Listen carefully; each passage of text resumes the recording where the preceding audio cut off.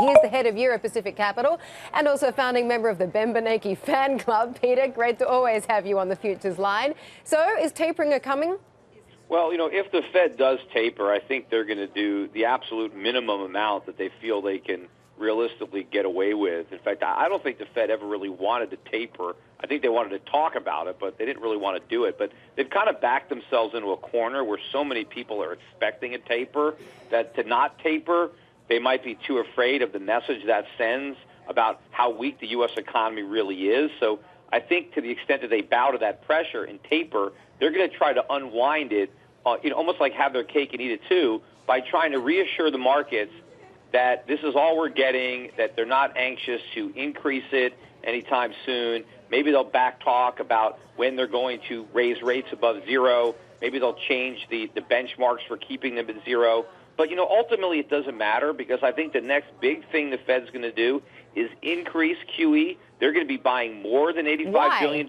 Why increase QE? Well, because we're going back into recession. Where? Give me the hard facts. Well, the phony recovery that the Fed managed to engineer is strictly a function of the QE. And in order to maintain it, larger and larger doses are required. Just like, a drug addict, you build up a tolerance. You need more of the drug to stay high.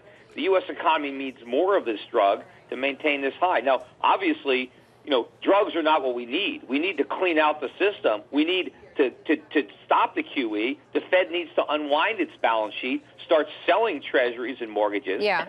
And yes, we're going to go through a deep recession when that happens, but we're going to go through an even deeper recession by postponing it. Because eventually the market's going to force the Fed's hand, and it's not going to be able to take its foot off the gas. It's going to have to slam on the brake. But as I think interest rates start to rise, as the Fed tapers or talks about tapering, and bond yields back up, and mortgage rates go up, and prices keep rising for consumers for things like food and energy, right.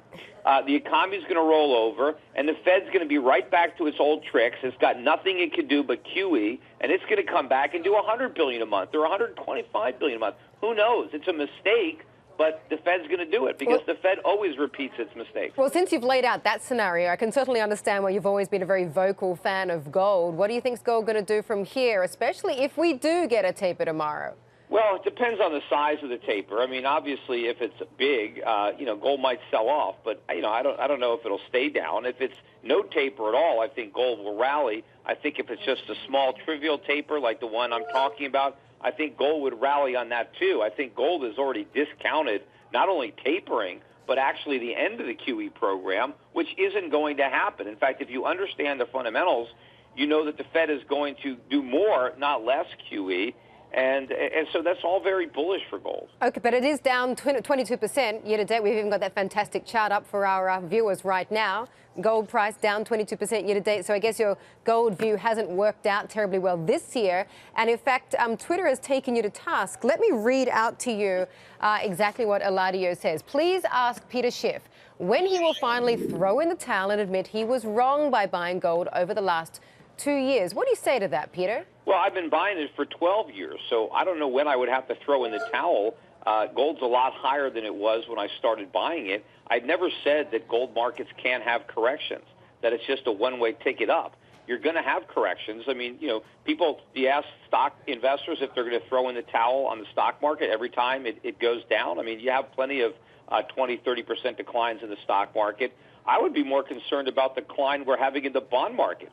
Look at how much bond prices have dropped, and I think they got a much longer way to go, and I think the Fed is going to have to start printing a lot more money, unfortunately, to try to stop bond prices from falling, to artificially prop them up.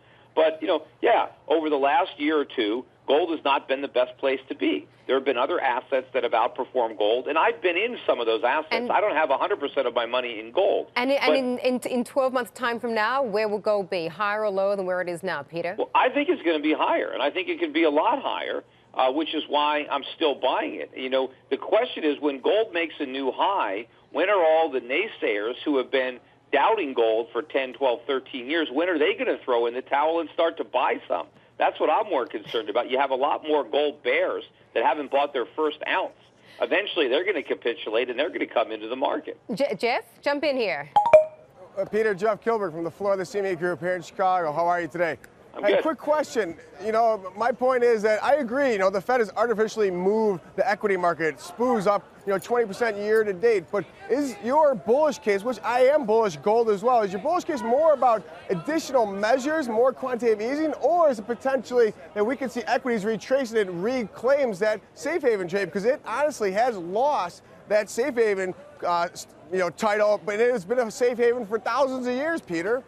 Well, I think it is going to be not only about more QE, but about the realization that the U.S. economy is not recovering. People have to appreciate the grave situation we're in, how much money is going to be printed in the United States, how much larger our deficits are going to go, and the fact that we can't pay back any of the money we've already borrowed, let alone the money we're going to borrow. When we have a loss of confidence in the dollar and in the U.S. Treasury market, and we have a currency crisis and a sovereign debt crisis, that's when gold is going to shine the brightest.